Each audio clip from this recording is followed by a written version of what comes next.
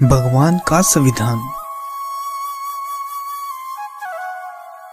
परमात्मा कहते हैं, मदिरा पीवे कड़वा पानी, 70 जन्म स्वान के जानी। कहते हैं कि शराब पीने वाले व्यक्ति 70 जन्म कुत्ते के प्राप्त करके कष्ट उठाता है, गंदी नालियों का पानी पीता है।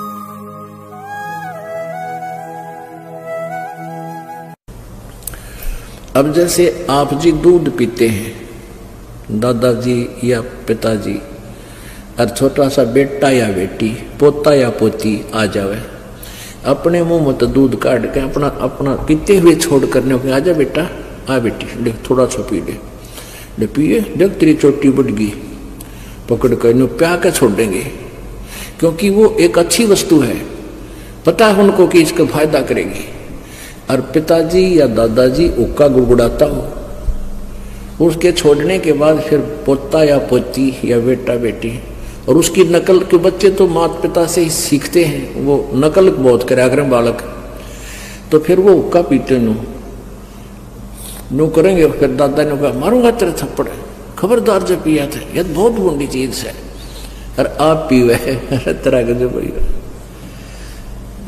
कहते, पंडित और मसालची दोनों सूझे ना, ओरा न करें चांद ना रहे आप अंधेरे मां। यदि ये हुक्का पंचों का प्याला है और इतनी बढ़िया चीज है, तो पीण दे अपने पुत्र पुत्री ने, इन्हें प्या बिठा के ले बेटा मार घूट,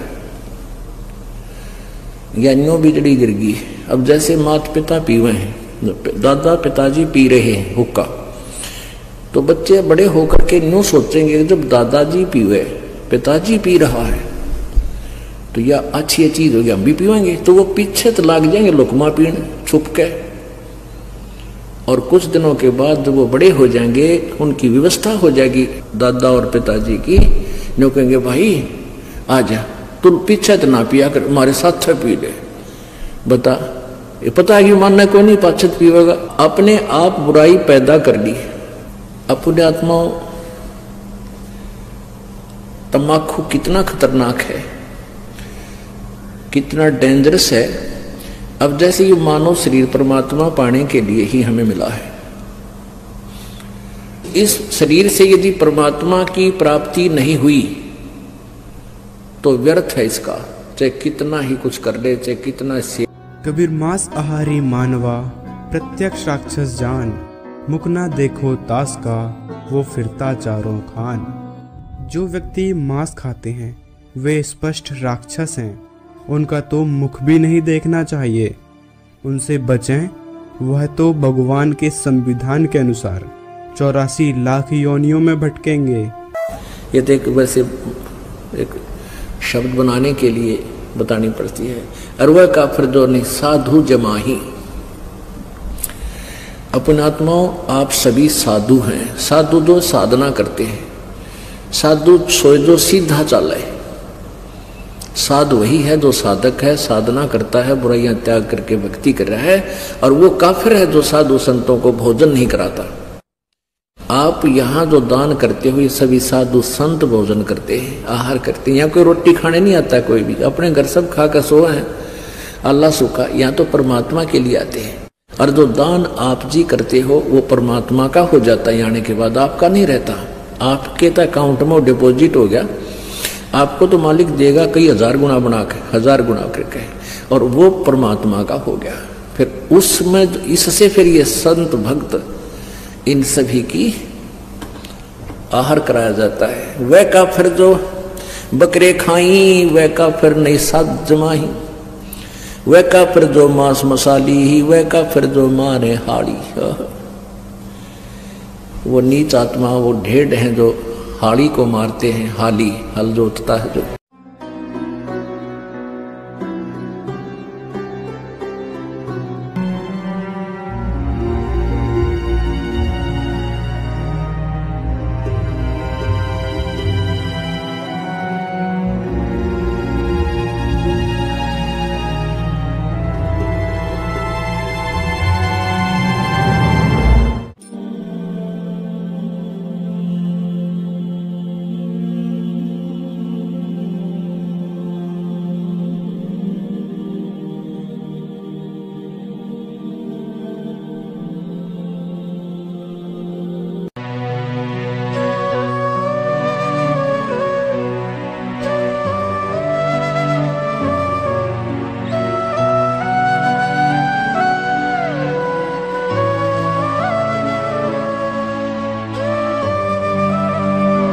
काफिर भांग भसोड़ी भरही, काफिर हुके कूसर करही, काफिर गट में धूमा देही, काफिर नास नाक में लेही। ये काफिर है जो धूमा शरीर में धूमा डाले। अरे इसमें तो ऑक्सीजन की आवश्यकता होती है शरीर को, और इसमें तम्बाकू तो कार्बन डाइऑक्साइड है, ये बहुत बेकार वायु को कर देता है, अंदर हमारे हानि करता है। काफिर हुक्का पीवे अन्यायी, और काफिर भांग बसोड़ी बरही, काफिर हुक्के को सर करही। हुक्के ने पंचा पहला बतावे। और काफिर गट में धूमा देही, गट माने अंदर में धूमा ठोके, और काफिर वो नास नाक में लेही, जो सूंघ है वो सूंघते हैं ऐसे। काफिर कत सुपारी चूना। अब पहले हुक्के को लेते हैं पुण्यात्माओं। जैसे दादाजी या माता पिताजी, वैसे दादाजी पिताजी बोलूं क्योंकि ये हुक्का गणा पी। आजकल वैसे तो बुढ़िया भी पीने लग गई, ये बुराई इतनी बढ़ गई। पहले हुक्के के आसपास भी माई नहीं जाया करती, और अब ये माताएं बहनें भी लाग गई गुड़गुड़ी बजाने। वह काफिर जो खेती चोरम, वह काफिर जो मारे मोरम। ओह, वह काफिर जो खेती चुरावे। अपने आत्मा एक बीमारी है इस जीव के, सबके नहीं होती है, जो अज्ञानी अनाड़ी होते हैं। एक हमारे गांव में थे, और दोनों चाचा ताऊ के, उन खेत में ईख बोया करते हमारी साइड में ज्यादातर, दोनों का ईख। और वो जावा खेत में, वो तो चाचाड़े मत पाड़े बीच मत गंडा जाके, और अपने में बैठ के चूस के उड़द डाला उसके जो छिलके, और दूसरा जावा वो उनके बीच मत पाड़ के अपने में बैठ के चूस आवे। 1 महीने के बाद उनके जो चाचे था वो खुद गए, वो अपने अपने खेत को चेक करने के लिए गए देखने। तो दोनों ने देखा कि बीच में तो कम से कम भी काफी खाली कर रखा दोनों तरफ से। उन बच्चा ना आकर, अच्छे जवान थे वो 15-20 साल के, उनने पूछा रे तुम रखवाले जाओ और खेत बीच में तो गन्ने पाड़ रखे। बोला ना कति भी कोई ना, अब चाल दिखाओ। चाल देखा दोनों बराबर कर रहे। तो ये नालायकी है हमारी। कहते वह काफी जो खेती चोरम, वह काफिर जो मारे मोरम। 250 वर्ष पहले परमात्मा ने कहा था कि जो मोर मारते हैं वह महाकाफिर है। वैसे तो सभी जीवों को मारना पाप है, मांस खाना पाप है, लेकिन हिंसक पशुओं को तो चाहे हम अपने बचाव के लिए, जैसे कोई भेड़िया आ जा गांव में बढ़ जाए उसका बकल तार दें, कोई दिक्कत नहीं। अब इसमें बताया कि जैसे वो काफिर जो मारा मोरम। अब भारत सरकार ने मोर को मारना एक भारी जुल्म बता रखा है, और परमात्मा की वाणी पहले बता रही है कि इसे पवित्र, इतने सुंदर पक्षी को मारना। नकली धर्मगुरुओं द्वारा बताई गई मनगढ़ंत शास्त्र विरुद्ध साधनाएं करने से आज आपराधिक गतिविधियां चरम पर हैं। शास्त्र विरुद्ध भक्ति करना भगवान के संविधान के विरुद्ध है, इसे तुरंत त्यागें। कबीर पत्थर पूजे हरि मिले, तो मैं पूजूं पहाड़। घर की चक्की कोई न पूजे, जाको पीस खाए संसार। 100 वर्ष सतगुरु की पूजा, एक दिन आन उपासी। वह अपराधी आत्मा फिर पड़े काल की फांसी। कहते हैं कि जो व्यक्ति पूर्ण गुरु से उपदेश लेकर उनके द्वारा बताए गए भक्ति मार्ग को छोड़कर अगर एक बार भी आन उपासना कर लेता है, तो वह अपराधी आत्मा काल के जाल में ही रहती है, उसका कभी मोक्ष नहीं होता। काफिर जो माता दे गाड़ी, वह काफिर जो खेलने साड़ी। वो काफिर जो माँ को गाली देता है वो दुष्ट आत्मा, वो ढेड़ है। और वो काफिर जो साड़ी के साथ बकवाद करता है, काफिर दान यज्ञ नहीं करही, वो काफिर हैं जो धर्म दान नहीं करते। और काफिर साधु संत से अड़ही, वो काफिर हैं जो संतों भक्तों के साथ बकवाद करते हैं। काफिर तीर्थ व्रत उठावे, सत्यवादी जन नाम लोलावे, वह भी काफिर हैं जो तीर्थ व्रता में धक्के खाते अंडे, ना कोई वेद में लिखा ना गीता जी में लिखा उनके बारे में, और जो परमात्मा का आदेश उसको छोड़कर मनमुखी साधनाएं करते हैं, कहते वो काफिर है। काफिर पिता वचन उल्टा ही, इतने काफिर दो जगदाई। जो पिताजी के वचनों का उल्लंघन करता है वो भी काफिर है। अब यहाँ शंका आ जाती है कि जैसे पिताजी सत्संग मानते नाटे भक्तिकरण से मना करे, उसके लिए नहीं है, वो वचन नहीं है यहाँ पर। यहाँ उद्देश्य जो काफिर नहीं है वो भक्ति करते हैं, जो साधना करते हैं वो काफिर नहीं है। और वो काफिर फिर वो जो साधना स्वयं करते हैं तो बालका नाटेंगे, क्यों करो, मना नहीं कर सकते। ये मन में छोटे छोटे खरपतवार आते हैं, इनके लिए भी साथ में ये थोड़ा सा कंसेप्ट क्लियर करना। एक समय एक राजा जा रहा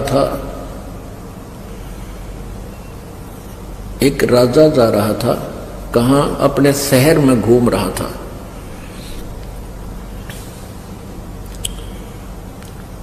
तो फिर वो वापस आ गया घूम फिर के, अपने मंत्री से कहने लगा कि ऐसे ऐसे एक लकड़ मर्चेंट है, उस व्यक्ति को जब मैं देखता हूं मेरे मन में ऐसा आता जैसे इसको मैं सूली तोड़वा दूं, फांसी तोड़ दूं, चढ़ा दूं। भी पता नहीं के कारण है, और वो कोई दोष भी नहीं उस बेचारे का, वो निर्दोष आदमी दिखा है। लेकिन जब मैं उसके वहां से गुजरता हूं मुझे ऐसा आता है मन में जैसे इसको फांसी की सजा दे दूं, इसको जान से मरवा दूं। एक मंत्री समझदार था और उसने एक संत से सलाह ली कि राजा न्यू कह है कि एक व्यक्ति है लकड़ मर्चेंट, उसको देखता हूं लकड़ी बेचनिया को, तो मेरे मन में ऐसे दोष आता है। तो वो राजा और मंत्री को उसने बताया, उस संत भक्त ने कहने लगे वो जो लकड़ मर्चेंट है उसके मन में दोष है। वो क्या सोचता है कि यू राजा मर गया और इसके ऊपर कहते हैं लकड़, इसके चंदन की लकड़ी से जलाया जाता है तो तेरा टोटा बाज गया, तेरी लकड़ी चंदन की बहुत बिकेंगी, क्यों सारे सेठ ले जाएंगे लोग वो नंबर बनाने के लिए, और तेरी तू धनमाल हो जा तेरे पास। तो वो मंत्री और साथ में वो संत भक्त वो गए उस लकड़ मर्चेंट के पास। उस लकड़ मर्चेंट से कहा वे साची बता दिए ना, तेरी सात आठ न हो रही है। अक्की बात अकराजा ने कहा है कि मैं इमराई साजी गए न छोड़ी फांसी चढ़ा दूं। भाई तेरे मन में के दोष है राजा के बारे में, सच्ची बताना। उन्हें सच्ची बता दी। बोला सच्ची बताओगा तेरा पीछा छूटेगा आज, नहीं तो बात बिगड़ ली है। तो सच्ची बता दी। मैंने सोचू हूँ यू राजा मर गया और मेरी चंदन की लकड़ी घनी बिकेगी। ने बोला ने कमेत्री साथ बोल दे रही है। उस दिन के बाद वो कत्ती उसके मन में न्यू आ गया कि भगवान राजा जुग जुग जीवे, ईसा राजा के कदे कदे मिला है। तो इस तरह की भावना बदल दी। फिर राजा से कहा कि जी आज जाओ आप उधर। तो राजा फिर गया अपने समय पर। तो वापस आया, कहा जी क्या रहा कि आज मेरे मन में कति नहीं गलता है। अन्य सोचो ये तो बहुत अच्छा आदमी है, बहुत अच्छा नागरिक है, मेरे मन में ऐसा है। तो यहाँ वही बात, हम परमात्मा के संविधान से बहुत दूर हो गए। और जिनको किसी देश के संविधान का ज्ञान ना होता वही लोग दोष वही करते हैं, वो लोग वही पाप करते हैं, वही कानून भंग करके फिर सजा पाते हैं। इसलिए हम परमात्मा के संविधान से दूर होने से दोषी होते जा रहे हैं। और डर नहीं लग रहा हमने जो हम क्रिया कर रहे हैं ये शास्त्र विरुद्ध है, कानून के विरुद्ध है, तो हमें इसकी सजा भी उठानी पड़ेगी। इसलिए परमात्मा कहते हैं, कबीर परमेश्वर कहते हैं